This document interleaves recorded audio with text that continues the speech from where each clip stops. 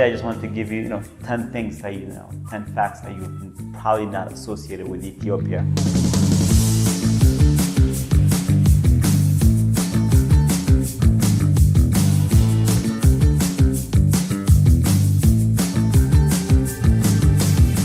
Fact number one is that, did you know the first African to be converted to Christianity was an Ethiopian?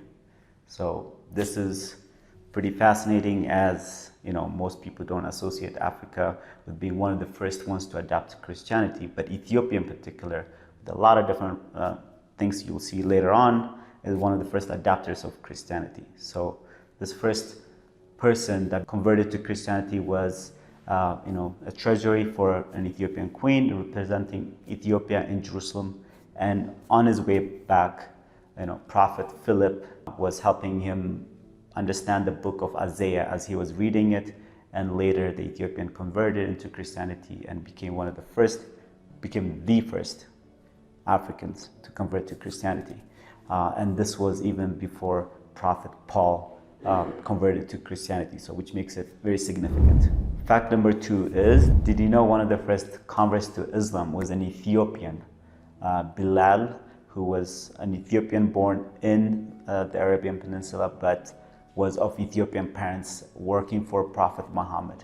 So he was, in charge, kind of the slave for Prophet Muhammad, but was in charge of also waking him up for prayers and all sorts of stuff. So it is also said to be the first person to say Allah Akbar for the prayer, the call for the prayer for the Muslims to start praying. So it's credited with being the first convert to Islam, and also the person saying the first call out to prayer for Muslims. Allahu Akbar!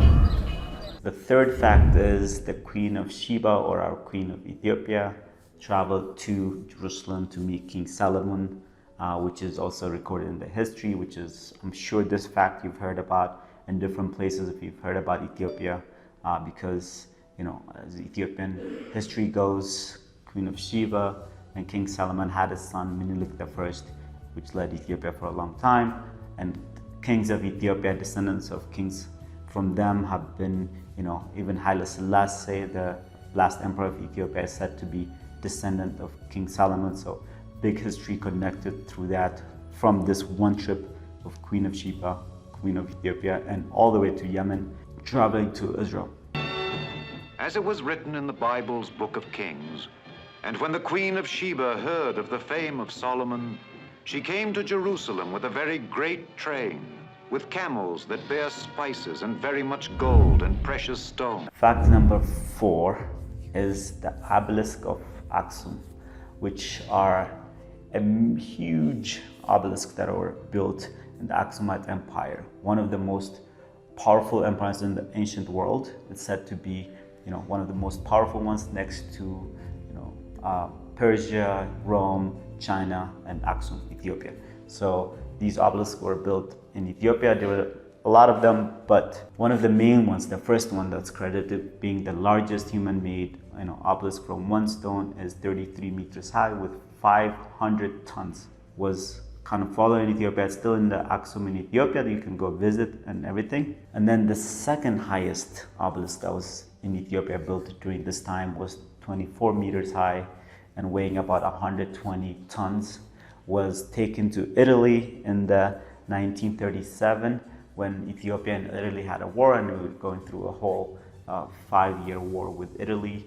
And they took it to Italy, and also in 1995 they brought it back to Ethiopia. It was brought back so that it can be returned to our country, and then in 2008 that was put back in its place and put up. So this is a record for the tallest rock movement between two continents, Africa and Europe. So, and then the third tallest obelisk that is still standing, 23 meters high, is still standing in Aksum, and which is one of the most tourist destinations in Ethiopia. So I hope that you guys found this fact interesting. Fact number 5 is, I don't know if a lot of people associate this region in Africa with civilizations and being very modern, but history shows us it was one of the most modern civilized civilizations around Africa.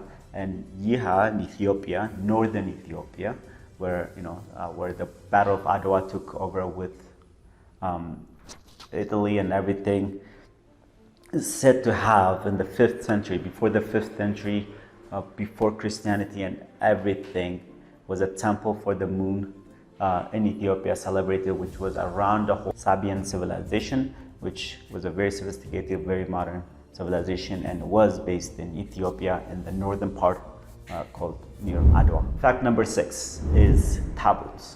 I don't know if you've ever heard this word tabot, which is direct translation. It's a replica of the Ark of the Covenant, the 10 Commandments that Moses gave to the Israelites, and is said to be in Ethiopia, in the northern Tigray region, one of the churches. But Ethiopia has over hundreds of thousands of churches all over Ethiopia for the Orthodox. Each church in Ethiopia has a piece of a copy of the Ark of the Covenant in every church, and it's one of the most sacred pieces around the church that's only brought out about a few times a year for the major holidays, and you're not allowed to look at it or anything like that. And the major Ark of the Covenant, the actual copy, the real copy, is said to be in a church in Ethiopia in the northern area. So this is a significant one because no other church around the world really does that, and this is part of Ethiopia, part of Ethiopian Christianity tradition that's our own. And within the Ethiopian Christianity, there's a lot of things that we can talk about. A lot of the books that we have in our Bible are slightly different, or even parts of the Bible, even like the book of Enoch, that's not in other books, is in the Ethiopian Christian book. So we'll talk about that, the differences and similarities, and why those similarities happened, because Ethiopia is one of the earliest adopters of Christianity. So, and it's one of the ones that was kept away from the European influence when all the kings and everything were fighting over how to canonize the Bible. Ethiopia was independent and kind of, segregated from the rest of the world. So a lot of changes didn't happen. Very traditional, very old. And I think you'll find it interesting. We'll talk about that in a different time. Let me know if you're interested.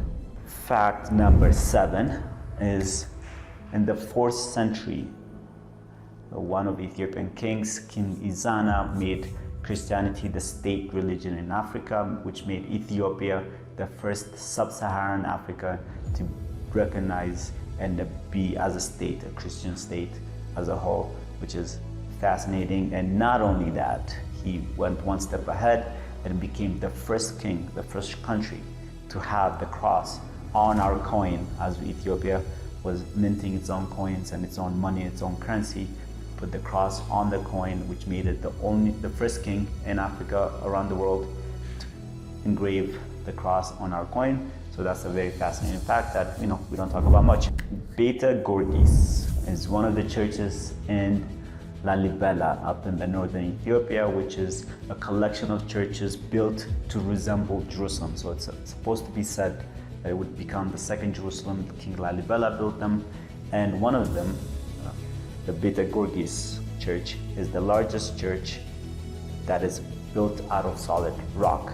So this whole church is carved out of solid rock into the churches down with the dimensions and everything built out of one solid rock, and makes it one of the largest churches in the world that is built purely out of solid rock. And Lalibela, the whole region, is said to be a UNESCO World Heritage Site that is visited with millions of tourists every year, and one of the most holy sites in Ethiopian Christianity. So when it comes to Rockman churches, Ethiopia has about, even just in the northern region of Ethiopia and the Tigray region, over 120 different Rockman churches. Monolithic churches in different forms. Most of them built on like cliffs and stuff, places where it's very hard to get to them, just for protection and all that kind of stuff. But this whole region, has over 120 different churches, each built out of solid rocks. The last fact that I want to give you today is that Moses' wife was an Ethiopian. Now, there's a lot of controversy around it and stuff like that, so you can check it out. It's in the Numbers book 12:1-15. So you can just check that out and be fascinated that, Moses' wife, one of the first prophets, was an Ethiopian, and therefore our history with Judaism, Christianity, Israel goes all the way back to Moses, even before King Solomon. Any facts that you have about Ethiopia that you know that we do not know or you think are fascinating, please share with us in the comments, and we would love that. And obviously subscribe, like, comment, and I hope to see you in Ethiopia.